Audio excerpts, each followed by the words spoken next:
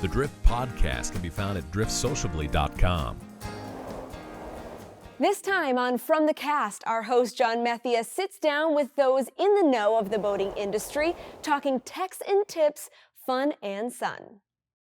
With us again, Clint Allen, TowBoatU.S captain, and he knows all about this subject today. Oh, yeah. Boat ramp etiquette.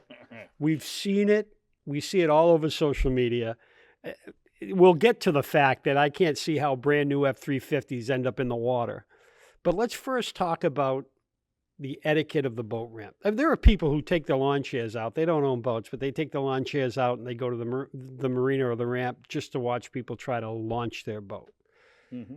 Go. What do you think? What do you see mainly as the issue? Just people not being considerate of other people. We'll start with that.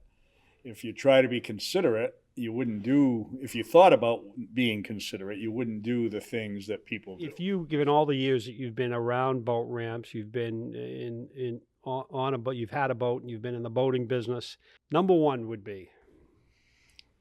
I think just not preparing your boat in the parking lot.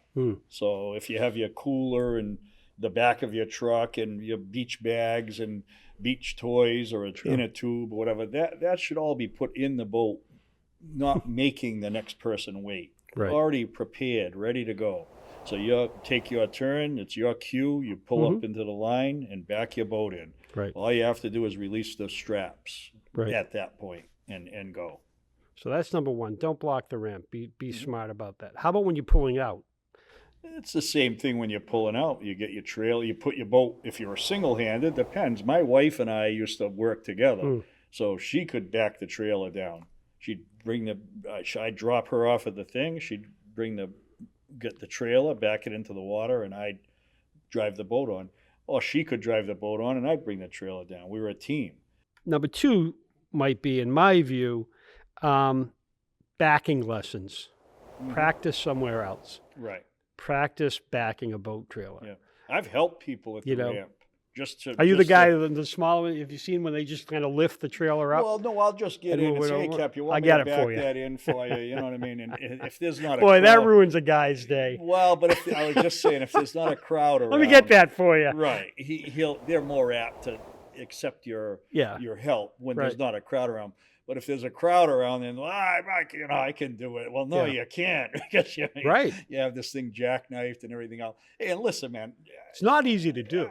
I couldn't back a trailer down the very first time I tried to. It takes a lot of practice. But like you said, practice in the Walmart parking lot or something. Right. You know? Take your boat trailer out and practice backing. And try to get proficient at everything you do. And again, you're a beginner boater. Nobody expects you to be like a NASCAR crew in 10 seconds have your boat. What would you give as a tip on backing a trailer? I've heard hold the wheel at the bottom and do this, and do small moves with the wheel as opposed to trying to oversteer as you back. So I've always been the guy that looks through. Oh, yeah, that guy. Window. Yeah. But I can back a trailer in.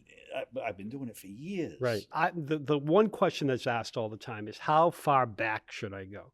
So I back my trailer, but should I go all? You see, there's some guys go all the way back. They dunk their rear wheels. You know what I mean? Should you be dunking? Should you putting your vehicle's wheels in the water, or is that not necessary? Like anything else, you've got to learn. So if you have a brand new boat, brand new to you, the first time you launch it or haul it out, it's an experience. But you got to observe what level. So I know on all of my boats exactly how far to put the trailer in. So I just want the fenders covered on one boat.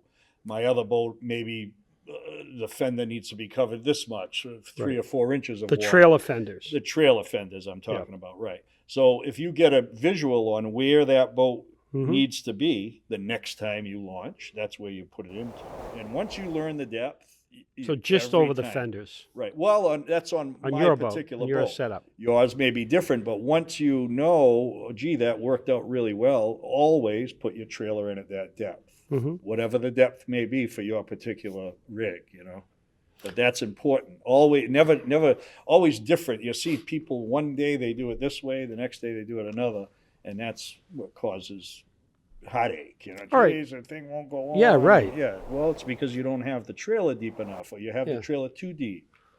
So there is a learning curve. Many but- a divorce Yeah. comes from and a of course, it's mama's Well, fault. Yeah, yeah, of Jesus, course. What are You you know, doing? what are you doing? Right, I told you not to do that. Right.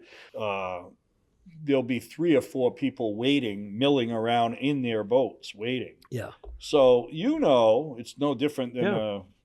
next in line at a donut shop. Right. You know you're next.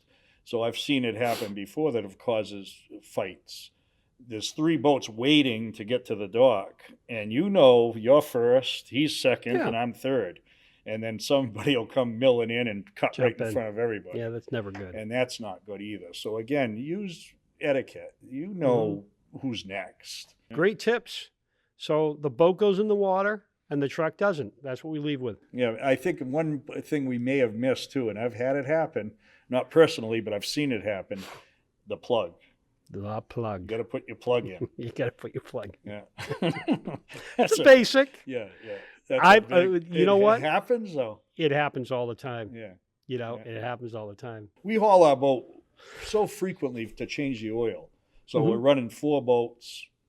Right. Every other week I'm pulling a boat out for some sort of maintenance. Sure. So I've gotten really good at the trailering aspect of it. But I think what makes me good at it is we never vary. I don't do something today that I Yeah. don't Do it the normally same do. way. Routine. Right. Do it the same way, repetition, Mhm. and it becomes engraved in your head. And like I said, then you don't forget things like the plug Yeah. or the safety hook. You don't Yeah. forget it because it's routine. It's part of it's the way it has to be done. So Yeah. if you can build up a routine like that, I think it's good for everybody. Good point, Yeah. Captain Clint. Yeah. Thanks. Put You're in your welcome. plug. Valuable information as always there, Clint. And remember to follow the Drift podcast at driftsociably.com and wherever you listen to podcasts.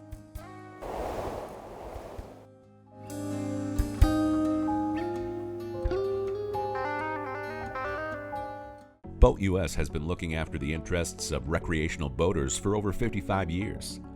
Our goal? To make boating better, safer, and worry-free. From coast to coast and over 600 towboats strong, the TowBoatU.S fleet is the nation's largest. So when you need help on the water, you're not alone. For a day of worry-free boating, take us with you by downloading the BoatUS app to get a tow or check weather and tides. Better boating starts here. Join today.